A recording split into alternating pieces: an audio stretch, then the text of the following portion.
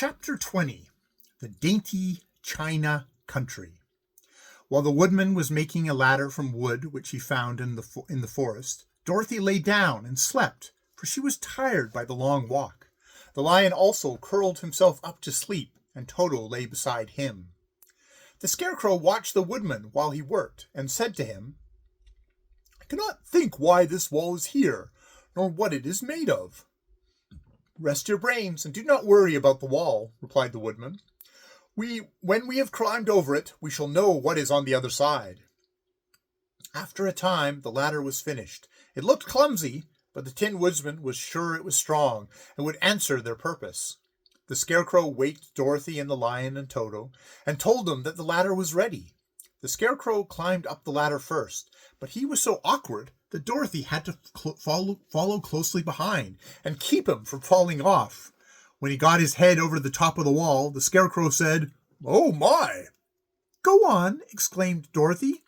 So the Scarecrow climbed farther up and sat down on the top of the wall, and Dorothy put her head over and cried, "Oh my!" just as the Scarecrow had done. Then Toto came up and immediately began to bark, but Dorothy made him be still.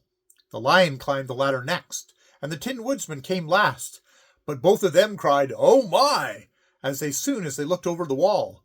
When they were all sitting in a row on top of the wall, they looked down and saw a strange sight. Before them was a great stretch of country, having a floor as smooth and shining and white as the bottom of a big platter. Scattered around were many houses made entirely of china and painted in the brightest colors. These houses were quite small, the biggest of them reaching only as high as Dorothy's waist. There were also pretty little barns with china fences around them, and many cows and sheep and horses and pigs and chicken, all made of china, were standing about in groups. But the strangest of all were the people who lived in this queer country. There were milkmaids and shepherdesses, with brightly colored bodices and golden spots all over their gowns, and princesses with the most gorgeous frocks of silver and gold and purple, and shepherds dressed in knee breeches with pink and yellow and blue stripes down them, and golden buckles on their shoes, and princes with jeweled crowns upon their heads, wearing ermine robes and satin doublets, and funny clowns in ruffled gowns, with round red spots upon their cheeks, and tall pointed caps. And, strangest of all, these people were all made of china, even to their clothes, and were so small that the tallest of them was no higher than Dorothy's knee. No one did so much as look at the travelers at first, except one little purple china dog with an extra large head, which came up to the wall and barked at them in a tiny voice, afterwards running away again. "How shall we get down?" asked Dorothy. They found the ladder so heavy that they could not pull it up, so the Scarecrow fell off the wall, and the others jumped down upon him so that the hard floor would not hurt their feet. Of course, they took pains not to light on his head and get the pins in their feet. When all were safely down, they picked up the Scarecrow, whose body was quite flattened out, and patted his straw into shape again. "We must cross this strange place in order to get to the other side," said Dorothy, "for it would be unwise of us to go any other way except due south." They began walking through the country of the China people, and the first thing they came to was a China milkmaid milking a China cow. As they drew near, the cow suddenly gave a kick and kicked over the stool, the pail, and even the milkmaid herself, and all fell on the china ground with a great clatter. Dorothy was shocked to see that the cow had broken her leg off, and the pail was lying in several small pieces, while the poor milkmaid had a nick in her left elbow. "There!" cried the milkmaid angrily. "See what you have done! My cow has broken her leg, and I must take her to the mender's shop and have it glued on again. What did you mean by coming here and frightening my cow?" "I'm very sorry," returned Dorothy. "Please forgive us." But the pretty milkmaid was much too vexed to make out any answer. She picked up the leg sulkily and led her cow away, the poor animal limping on 3 legs. As she left them, the milkmaid cast many reproachful glances over her shoulder at the clumsy strangers, holding her nicked elbow close to her side. Dorothy was quite grieved at this mishap.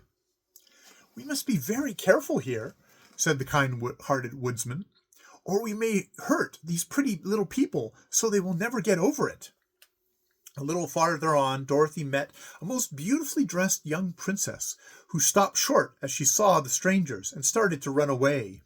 Dorothy wanted to see more of the princess, so she ran after her, but the China girl cried out, "Don't chase me! Don't chase me!"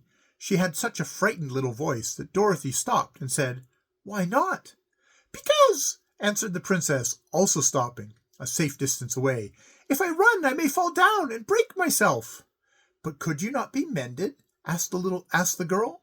"Oh, yes, but one is never so pretty after being mended, you know," replied the princess. "I suppose not," said Dorothy. "Now, there is Mr. Joker, one of our clowns," continued the China lady, "who is always trying to stand upon his head. He has broken himself so often that he is mended in 100 places, and doesn't look at all pretty. Here he comes now, so you can see for yourself." Indeed, a jolly little clown came walking towards them, and Dorothy could see that in spite of his pretty clothes of red and yellow and green, he was completely covered in cracks, running every which way and showing plainly that he had been mended in many places. The clown put out his hands in his pockets, and after puffing out his cheeks, nodding his head at them saucily, he said, "My lady fair, why do you stare at poor old Mr. Joker? You're quite as stiff and prim as if you've eaten up a poker." "Be quiet, sir," said the princess. "Can't you see these are strangers and should be treated with respect?" "Well, that's respect, I expect," declared the clown, and immediately stood upon his head. "Don't mind Mr. Joker," said the princess to Dorothy. "He is considerably cracked in the head, and that makes him foolish." "Oh, I don't mind him a bit," said Dorothy.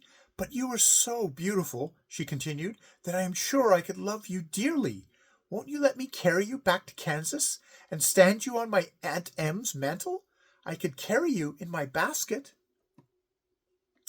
"That would make me very unhappy," answered the China princess. "You see, here in our country we live contentedly and can talk and move around as we please. But whenever any of us are taken away, our joints at once stiffen, and we can only stand straight and look pretty. Of course, that is all that is expected of us when we are on mantels and cabinets and drawing-room tables, but our lives are much pleasanter here in our own country." "I would not make you unhappy for all the world," exclaimed Dorothy, "so I'll just say goodbye." "Goodbye," replied the princess. They walked carefully through the China country. The little animals and all the people scampered out of their way, fearing the strangers would break them, and after an hour or so the travelers reached the other side of the country and came to another China wall. It was not so high as the first, however, and by standing upon the lion's back they all managed to scramble to the top.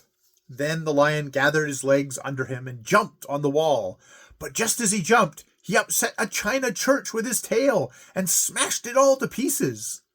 "That was too bad," said Dorothy, "but really, I think we are lucky in not doing these little people more harm than breaking a cow's leg in a church. They are all so brittle." "They are indeed," said the Scarecrow, "and I am thankful that I am made of straw and cannot be easily damaged. There are worse things in the world than being a scarecrow." End of chapter 20.